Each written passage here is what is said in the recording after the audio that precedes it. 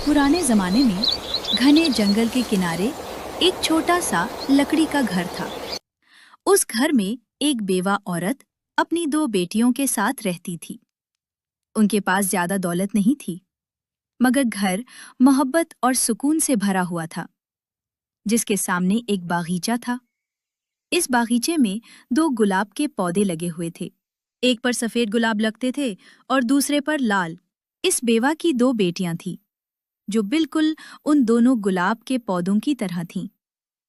एक का नाम स्नो वाइट था और दूसरी का रोज रेड।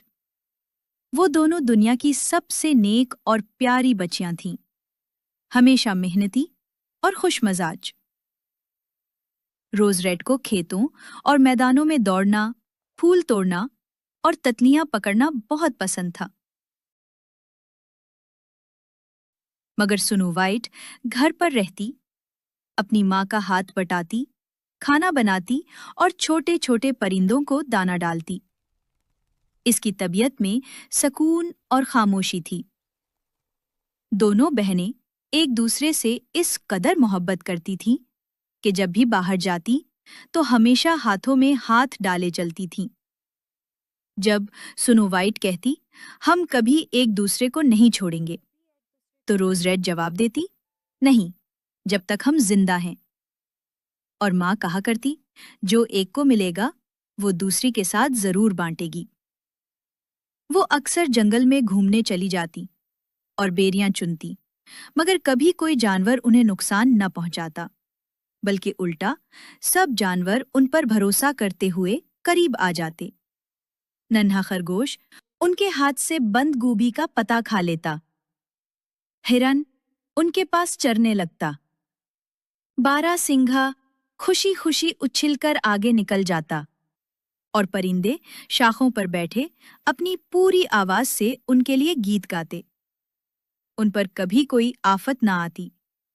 अगर कभी वो जंगल में देर तक रुक जाती और रात हो जाती, तो वो नरम काई पर एक साथ लेटकर सो जाती और सुबह सूरज निकलने पर जागती।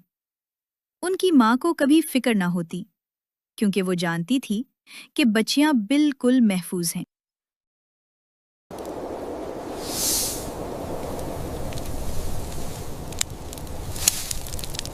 सर्दियों में स्नो वाइट आग जलाती और पीतल की बनी हुई कीतली चूल्हे पर रखती, जो इतनी खूबसूरती से चमकाई गई थी कि सोने की तरह दिमकती थी। शाम को जब बर्फ के गाले गिरते तो माँ कहती, स्नो वाइट जाकर खिड़कियों के पिट बंद कर दो। फिर सब आग के गिर्द बैठ जाते। माँ अपनी ऐनक लगाकर बड़े से किताब खोलती और बुलंद आवाज में पढ़ती, और दोनों बच्चियां गौर से सुनती और काटने का काम करती। उनके पास जमीन पर एक नन्हा भीड़ का बच्चा लेटा रहता। एक शाम वो सब इसी तरह आराम से इकट्ठे बैठे थे कि दरवाजे पर दस्तक हुई, जैसे कोई अंदर आने की इजाजत चाहता हो। माँ ने कहा, रोज रेड जल्दी जाकर दरवाजा खोलो, जरूर कोई मुसाफिर होगा जो पनाह चाहता है।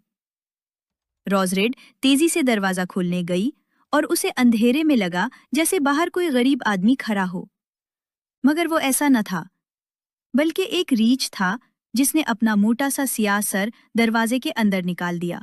रोज रेड जोर से चीखी और डर के मारे पीछे हट गई। नन्हा भेड़ का बच्चा मम्मियाँ उठा और स्नो वाइट दौड़कर अपनी माँ के बिस्तर के पीछे जा छुपी। लेकिन रीछ ने बात शुरू की और कहा, डरो मत, मैं तुम्हें कोई नुकसान नहीं पहुंचाऊंगा। मैं सर्दी से जमा जा रहा हूँ, बस जरा सा अपने आप को गर्म करना चाहता हूँ। माँ ने गौर से उसकी आंखों में देखा। वो आंखें वहशी नहीं बल्कि मेहरबान लगती थीं। मेरे गरीब रीछ, माँ ने कहा, आग के पास लेट जाओ, बस ख्याल रखना कि कहीं अपनी खाल न जला बैठो। फिर उसने आवाज दी, स्नो वाइट और रोज रेड, बाहर आ जाओ, ये रीछ तुम्हें नुकसान नहीं पहुंचाएगा। ये एक अच्छा और नेक दिल जानवर है। चुनांचे दोनों लड़कियां अपनी छुपने की जगहों से निकल आईं। फिर आहिस्ता आहिस्ता नन्हा भेड़ का बच्चा भी करीब आ गए और सबका खौफ जाता रहा। रीछ ने स्नो वाइट और रोज रेड से कहा कि उसकी खाल पर जमी बर्फ झाड़ दें। वो फौरन ब्रश ले आईं और उसे रगड़ रगड़ कर खुश्क कर दिया। फिर वो जानवर आग के सामने लंबा लेट गया और खुशी से घुर घुर करने लगा। लड़कियां जल्द ही उसके साथ मानूस हो गईं और अपने बेबस मेहमान के साथ खेलने लगी। कभी वो उसके बाल खींचती, कभी अपने पाँव उसकी पीठ पर रखकर उसे इधर उधर गिरा देती, या हेजल की छुरी से उसको हल्की मार लगाती। और जब वो हर्राता तो वो सिर्फ हंस देती। रीछ बड़ी नरमी और सब्र के साथ सब कुछ सह लेता।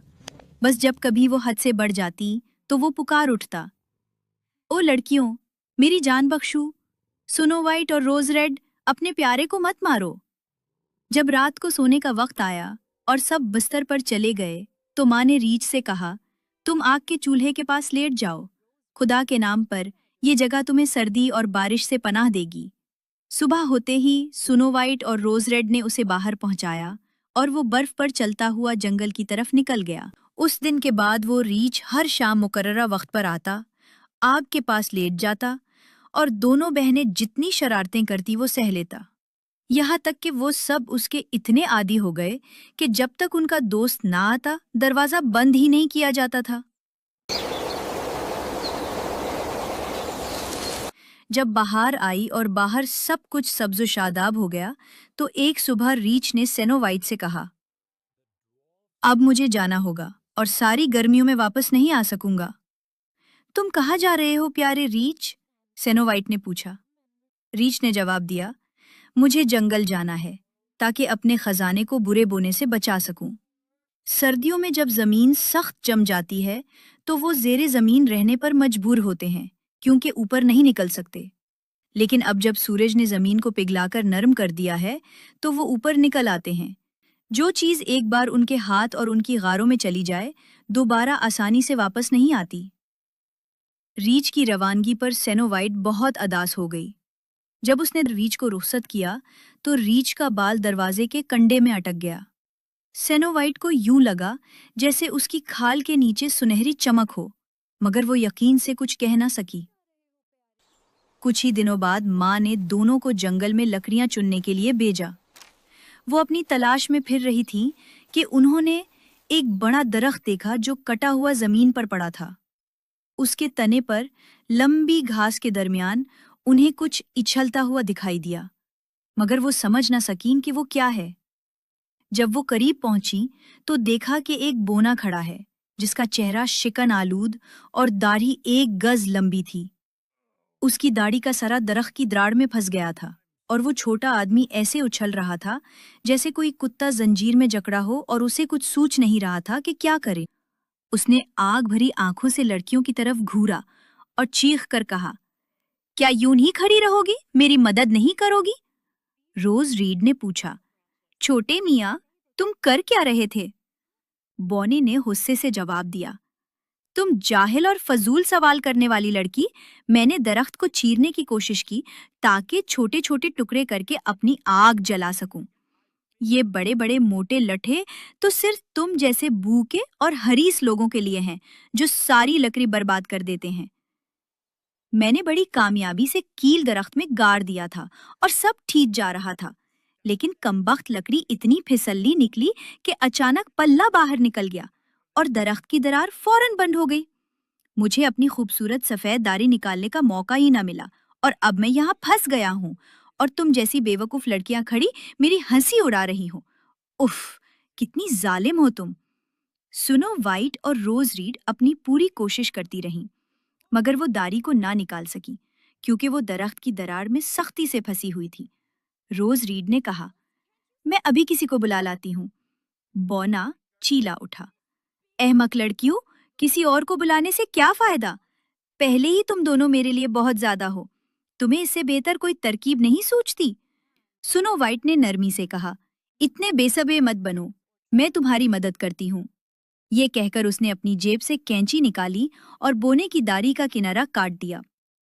जूनी बोना आजाद हुआ तो उसने दरख्त की जड़ों में छुपी सोने की थैली उठाई और बड़बड़ाते हुए बोला, लानत है इन बदतमीज लड़कियों पर जिन्होंने मेरी शानदार दाढ़ी काट डाली। ये कहकर उसने थैला कंधे पर लटकाया और एक नजर देखे बगैर वहां से गायब हो गया। कुछ ही अरसे बाद सुनो वाइट और रोसेट मछली पकड़ने के लिए दरिया की तरफ गईं। जब वो किनारे के करीब पहुंचे तो उन्हें एक बड़ी टिड्डी जैसी चीज पानी की तरफ उछलती दिखाई दी, जैसे वो अभी छलांग लगा देगी। वो दौड़कर करीब पहुंचे तो पहचान गईं कि ये उनका पुराना दुश्मन बोना है। रोज रेड ने कहा, कहाँ जा रहे हो? तुम पानी में तो नहीं कूदने वाले? बोना चिल्लाया, मैं इतना बेवकूफ नहीं हूं। क्या तुम्हें नजर नहीं आ रहा कि ये कमबख्त मछली मुझे अंदर खींचने पर तुली हुई है? असल में वो छोटा आदमी किनारे पर बैठा कांटे से मछली पकड़ रहा था और ठीक उसी वक्त एक बड़ी मछली कांटे में फंस गई। नहीफ बोने में इतनी ताकत न थी कि वो उसे बाहर खींच सके। मछली जोर आजमाई करती और बोने को अपने साथ घसीटती रही। वो घास फूस और किनारे की जड़ों को पकड़ने की भरपूर कोशिश करता, मगर कोई फायदा न हुआ।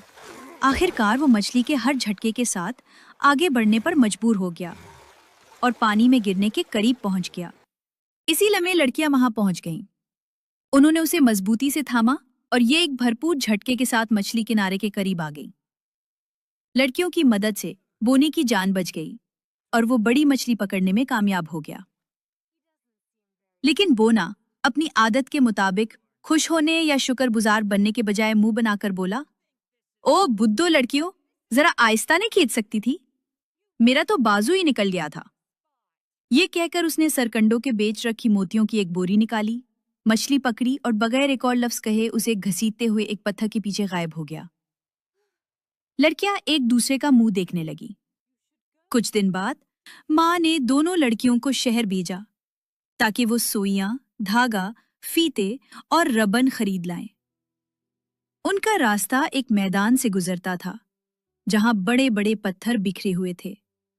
चलते चलते उन्होंने देखा कि एक बड़ा परिंदा हवा में मुंडला रहा है। आहिस्ता आहिस्ता चक्कर काटता हुआ नीचे उतर रहा है, यहां तक कि वो एक पत्थर पर आ बैठा जो ज्यादा दूर ना था। फिर अचानक एक तेज चीख सुनाई दी। वो दौड़कर आगे पहुंचे तो खौफ से देखा कि अकाब उनके पुराने दुश्मन बोने पर झपटा मारकर उसे उठाने वाला था। नर्म दिल बच्चियों ने फौरन बोने को पकड़ लिया और परिंदे से इतनी देर तक कशमकश करती रही कि आखिरकार उसने अपना शिकार छोड़ दिया।